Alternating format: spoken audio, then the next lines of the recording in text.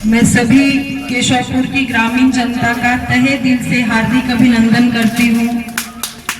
आज फिर से बिहार सभी लोगों के बारे में, क्योंकि जब भी चुनाव आता है तो चुनाव एक ऐसी शक्ति है जिसे हर आदमी चाहता है कि वो वोट दे, उसकी आर्थिक, सामाजिक और शैक्षणिक स्थिति में परिवर्तन हो।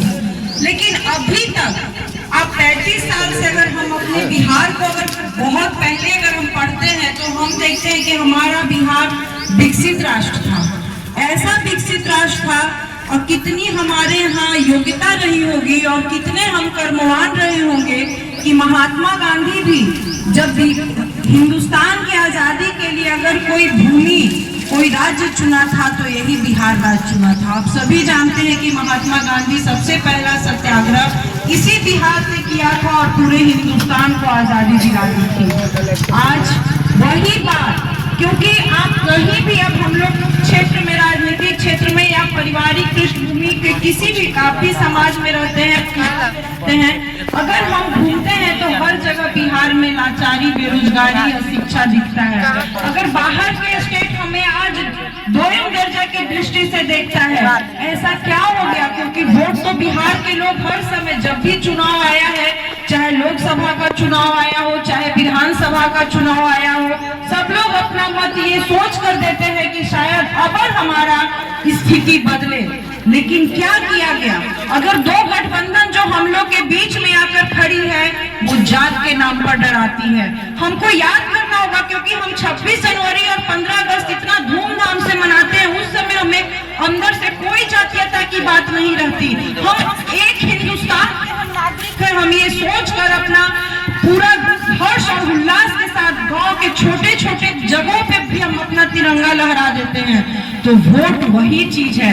वोट देश के लिए होता है, वोट समाज के लिए होता है, वोट किसी जाति, पार्टी और धर्म के लिए नहीं होता।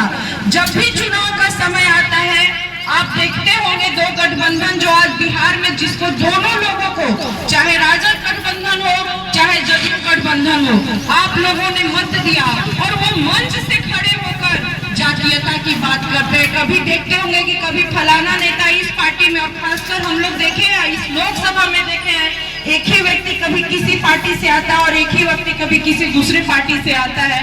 तो इस तरह का हमारा कीमती वोट को लोग गुमराह करके लेके जा रहे हैं और हमारी कोई भी स्थिति में परिवर्तन नहीं हो रहा है। और जो व्यक्ति जन स्वराज में आया है, प्रशांत किशोर, वो ऐसा व्यक्ति, ऐसा रणनीतिकार है, किसी से छिपा हुआ नहीं। आप सभी जानते हैं कि अभी जो ये बिहार की सरकार है, जो 7 निश्चय योजना भी इसी प्रशांत किशोर का ही देन था।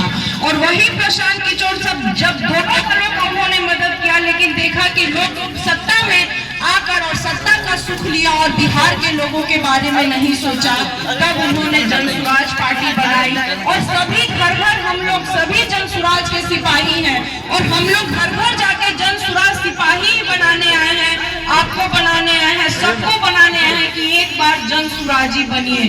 अपने बिहार के बारे में सोचिए, अपनी व्यवस्था के बारे में सोचिए।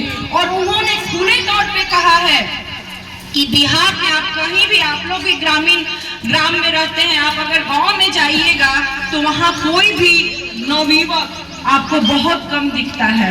क्यों? क्योंकि पलायन हो रहा है बहुत तेजी से। इस बिहार में कोई रोजगार नहीं। आपके बच्चे सिर्फ 10 से 15 हजार रुपए कमाने के लिए दूसरे जगह चले जाते हैं। अगर 10 से 15 हजार रुपया कोई बहुत बड़ी रकम नहीं होती है। 10 से 15 हजार रुपया में वो व्यक्ति सिर्फ अपना ही भला करता है, अपने परिवार को भी कुछ नहीं भेज पाता।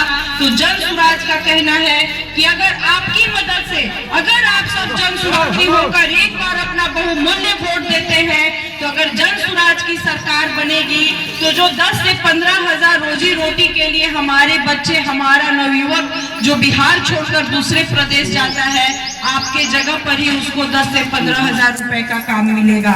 और दूसरा, आज पेंशन, हम ब्लॉक प्रमुख रहे हैं, पेंशन के नाम पर कितनी बड़ी लंबी लाइन लगी है वो हम लोग अपने आंख से देखे हुए हैं। लेकिन वृद्धा पेंशन जिसको मिला वो भी संतुष्ट नहीं, जिसको नहीं मिला वो भी संतुष्ट नहीं, क्योंकि वृद्धा पेंशन सिर्फ 400 रुपए दिया जाता है। इस महंगाई में 400 रुपए वृद्धा पेंशन से क्या होगा? वो किसी से छिपा हुआ नहीं। तो जन स्वराज का कहना है कि अगर उसकी सरकार बनती है तो वृद्धा पेंशन 2000 रुपए कर दी जाएगी, चाहे वो महिला हो या पुरुष 60 वर्ष से जो ऊपर है। नहीं मिल रहा तो 400 रुपया, वही तो हम कह रहे हैं कि किस तरह का गुमराही है। 400 रुपया आपको दिया जाता है, आपको लगता है कि हमको 400 रुपया हम वृद्धा पेंशन ले लिए, लेकिन जिसको मिल रहा है उससे भी जाकर पूछिए क्या 400 रुपए में उसकी बुजुर्ग अवस्था में 400 रुपए में क्या उसकी बदहाली दूर हो गई। और अभी हम गाँव जा रहे हैं, 4 किलो अनाज के लिए पूरा मारामारी चल रहा है। जिसको देखिए हमको अनाज नहीं मिल रहा है, हमको अनाज नहीं मिल रहा है। सब आप लोग समाज के सम्मानित नागरिक हैं। 4 किलो अनाज, 5 किलो की घोषणा हुई थी, 4 किलो अनाज मिलता है। क्या 4 किलो अनाज में 4 दिन भी परिवार भरपेट खा सकता है? ऐसी बात जन स्वराज यही कहना चाहता है कि आप अपनी ताकत को समझिए।